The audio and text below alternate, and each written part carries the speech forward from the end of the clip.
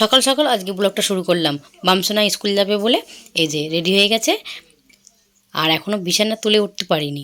মামসোনাকে ready করে আগে school ছেড়ে দেবো, তারপরে বিছানাটা তুলবো। আগে ওকে ওই যে খাইয়ে দিচ্ছি জল বিস্কুট, আর বিস্কুট যদি শুধু দিই ও তো খেতে দেরি করবে, তাই জন্য জল বিস্কুট দিয়ে খাইয়ে দিচ্ছি। ওকে পাঠিয়ে দিই, তারপর কাজ করব। আজকে মাছ নিয়ে এসেছে, সেরকম ভালো মাছ পায়নি। চারাপোনা মাছ নিয়ে এসছে, দুটো চারাপোনা মাছ নিয়েছিল। মাছগুলোকে কেটে এই যে ধুয়ে লবণ মাখিয়ে রেখে দিয়েছি। এটাকে ভাজার সময় হলুদ মাখিয়ে নেব। বেগুনটা এখন রোজই হয় বললেই চলে, এক আধ দিন ছাড়া। বেগুনটা খেতে মামসোনাও ভীষণ ভালোবাসে, বাবুও ভীষণ ভালোবাসে। তাই জন্য এই যে বেগুনটা ভাজা করে নিয়েছি। আজকে আর নয়, বেগুনটা গোল গোল করে ভাজিনি, বেগুনটাকে লম্বা লম্বা করে ভেজেছি। গোল গোল করে ভাজলে না একটুও তেল থাকে না, সব তেল মানে টেনে নেয়। আর এই যে লম্বা লম্বা করে বেগুন ভাজলে না সেরকম একটা তেল লাগে না।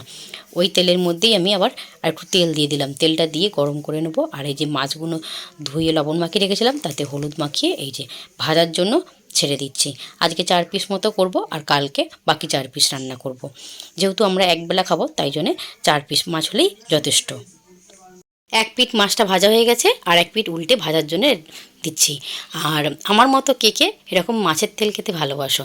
আমি কিন্তু মাছের তেল খেতে ভীষণ ভালোবাসি। বাজার থেকে যদি কেটে আনে না, একদম মাছের তেল আনতে চায় না। গোটা আনলে সেই তেলটা থাকে, তো তো আমি কেটে আবার ভালো করে ধুয়ে সাইড করে রাখি। আমার এত ভালো লাগে মাছের তেল খেতে, শুধু গরম গরম ভাতেতে ভীষণ ভালো লাগে। মাছ ভেজে নেওয়ার পর যে তেলটা আছে, ওই তেলের মধ্যেই এই যে পালং শাক রান্না করব। তার জন্য এই যে পালং শাকের জন্য আলু আর শিম নিয়েছি। সেরকম কিছু সবজি ছিল না, আলু বেগুন শিম দিয়েই পালং শাকটা করব। এর মধ্যে একটু বড়ি দিলেও বেশ ভালো হয়, কিন্তু আমি আর বড়িটা ছিল না বলে দিইনি।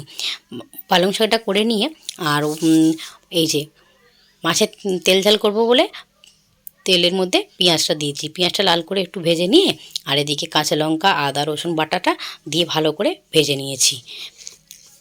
মশলা বলতে সেরকম কিছু মশলা দিইনি, হলুদ গুঁড়ো আর লঙ্কা গুঁড়ো দিয়েছি, আর দিয়েছি স্বাদ মতো লবণ দিয়ে ঝোল ভালো করে কষিয়ে নিয়ে, আর ঝালের জন্য জল দিয়ে দিয়েছিলাম। জলটা ফুটে উঠেছে, এবার এর মধ্যে মাছগুলোকে তুলে দিয়ে গ্যাসের ফ্লেমটা লো করে একটু ঢেকে এটাকে রান্না করে নেবো। আর এর মধ্যে না একটু বেশি করে ধনেপাতা দেবো।